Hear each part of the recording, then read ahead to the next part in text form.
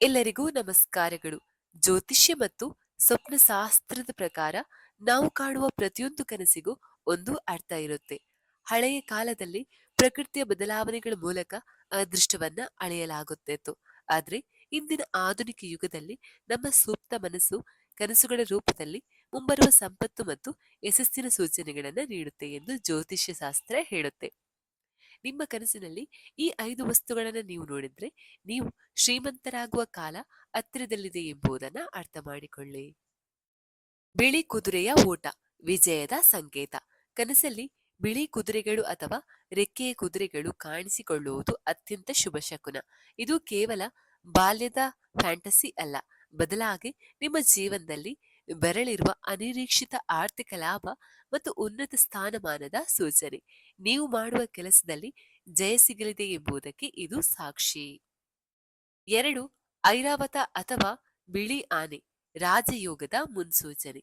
ದೇವತೆಗಳ ರಾಜ ಇಂದ್ರನ ವಾಹನವಾದ ಐರಾವತ ಅಥವಾ ಬಿಳಿ ಆನೆ ಕನಸಲ್ಲಿ ಬಂದ್ರೆ ಅದು ಸಾಕ್ಷಾತ್ ರಾಜಯೋಗ. ಇದು ಬುದ್ಧಿವಂತಿಕೆ, ಸ್ಥಿರವಾದ ಸಂಪತ್ತು ಮತ್ತು ಸಮಾಜದಲ್ಲಿ ಗೌರವ ಹೆಚ್ಚಾಗುವುದನ್ನ ಸೂಚಿಸುತ್ತೆ. ಐಶ್ವರ್ಯದ ಆದಿದೇವತೆ ನಿಮ್ಮ ಮೇಲೆ ಪ್ರಸನ್ನಳಾಗಿದ್ದಾಳೆ ಎಂಬುದರ ಸಂಕೇತ ಇದು. 3. ಆಕಾಶದಲ್ಲಿ ಹಾರಾಟ ಪ್ರಗತಿಯ ಪಥ. ನೀವು ಆಕಾಶದಲ್ಲಿ ಹಾರುತ್ತಿರುವಂತೆ ಅಥವಾ ವಿಮಾನದಲ್ಲಿ ವೇಗವಾಗಿ ಪ್ರಯಾಣಿಸುತ್ತಿರುವಂತೆ ಕನಸು ಕಂಡ್ರೆ ನೀವು ಜೀವನದ ಸವಾಲುಗಳನ್ನ ಮೀರಿ ಉನ್ನತ ಮಟ್ಟಕ್ಕೆ ಏರುತ್ತಿದ್ದೀರಿ ಎಂದು ಅರ್ಥ.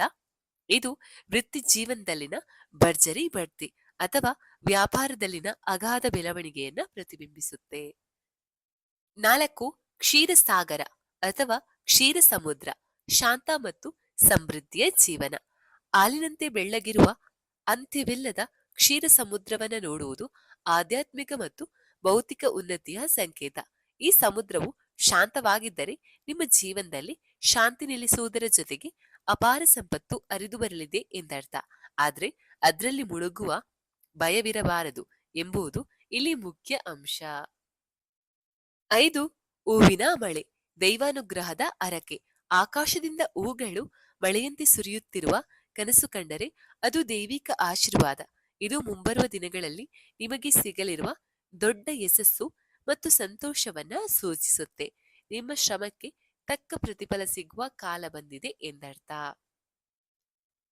ನೆನಪಿರಲಿ, ಕನಸುಗಳು ಸೂಚನೆಗಳನ್ನ ಮಾತ್ರ ನೀಡುತ್ತೆ, ಆದ್ರೆ ಕಠಿಣ ಪರಿಶ್ರಮವೇ ಆ ಅದೃಷ್ಟವನ್ನ ದ್ವಿಗುಣಗೊಳಿಸುತ್ತೆ. ಈ ಕನಸುಗಳು ಪದೇ ಪದೇ ಮರುಕಳಿಸುತ್ತಿದ್ದರೆ ಸಕಾರಾತ್ಮಕ ಪ್ರಯತ್ನ ಮುಂದುವರಿಸಿ, ಯಶಸ್ಸು ಖಂಡಿತ ನಿಮ್ಮದಾಗುತ್ತೆ. ಇದು ಇವತ್ತಿನ ವಿಡಿಯೋ ಆಗಿತ್ತು. ಇನ್ನೊಂದು ವಿಡಿಯೋದೊಂದಿಗೆ ಭೇಟಿಯಾಗೋಣ. ಅಲ್ಲಿವರೆಗೂ ಟೇಕ್ ಕೇರ್, ಬಾಯ್.